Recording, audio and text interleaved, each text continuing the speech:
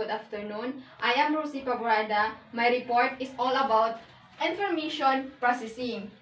Information processing is a cognitive theoretical framework that focuses on how knowledge centers and is stored in is retrieved from our memory. It is one of the most significant cognitive theories in the last century, and it has a strong implication on the teaching learning process. So, it means is information processing fundamental cognitive process that underlies our ability to perceive, understand, and interact with the world around us. Next, information processing theory. These are type of knowledge, stage, executive control processes. Type of knowledge, we have general versus specific. This involves whether the knowledge is useful in my task or only in one. So, it refers to a broad understanding of various subjects and concepts that are not specific to a particular task or domain. It encompasses a wide range of information that is applicable across different areas of life. Next, declarative. Refers to the punctual knowledge that relate to the nature of how things are. They may be in the form of a word or an image. It can be represented in the form of words, sentence, image, or mental representations, and it encompasses punctual information about the world and personal experience. Examples are your name, address, a nursery, rhyme, the definition of IPT, or even the face of your crush. Next, procedural. This includes the knowledge on how to do things. Refers to the knowledge about how to perform specific tasks or activities. It involves knowing the steps, procedures, and strategies required to accomplish a particular goal or complete a task successfully.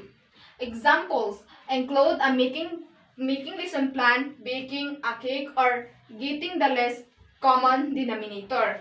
Next, episodic. This includes memories or life events like your high school graduation. Refers to the ability to recall and remember specific events or episodes from one person's past, or it involves the recollection of details such as time, place, emotion, and associated experience. Next, conditional. This is about knowing when and why to apply declarative or procedural strategies.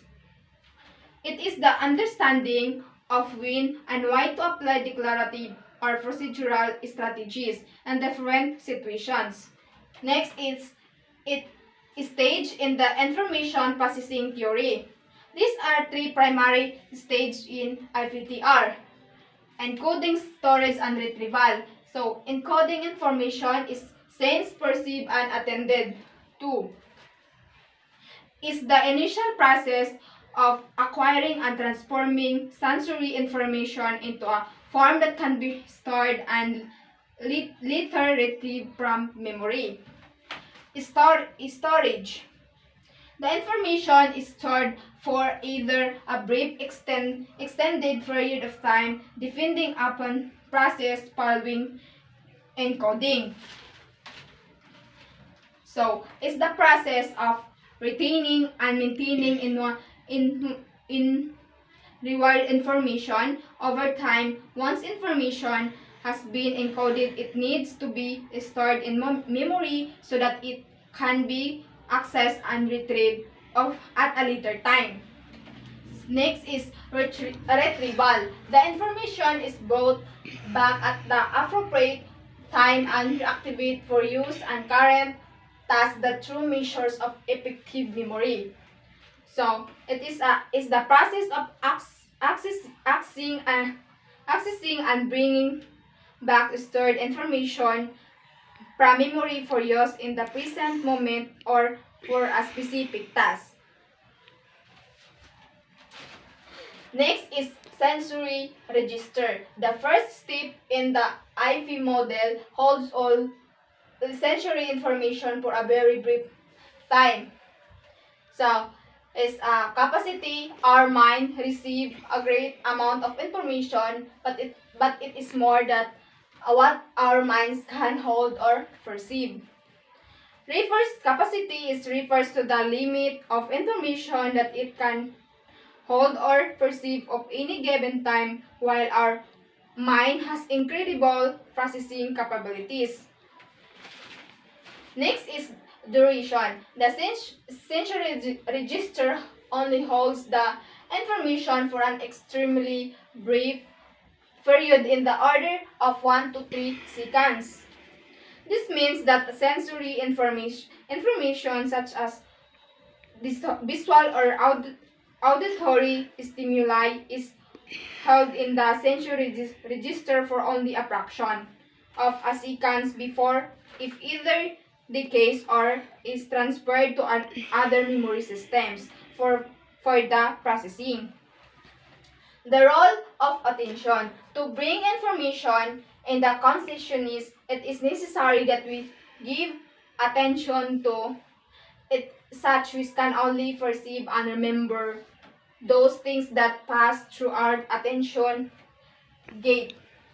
So, it's crucial for bringing information into consciousness and facilitating perception and memory. Attention acts as a gatekeeper, determining what information gets processed and becomes available for further cognitive operations. Next is short-term memory, or in short, STEAM or working memory. To reduce the loss of information in 18 seconds, you need to do maintenance rehearsal. It is used repetition to keep the information and active in STM, like when you repeat a phone number. So, has the capacity to store information for an indefinite period. Long-term memory refers to the vast storage system in our cognitive process, where information is retained over extended periods. Next is long-term memory, LTM. Duration in the LTM is indefinite. So it means is indefinite, meaning that memorized can potentially be retained for a lifetime. However, forgetting can still occur, and the strength and accessibility of memories can vary. And that's all my report. Thank you.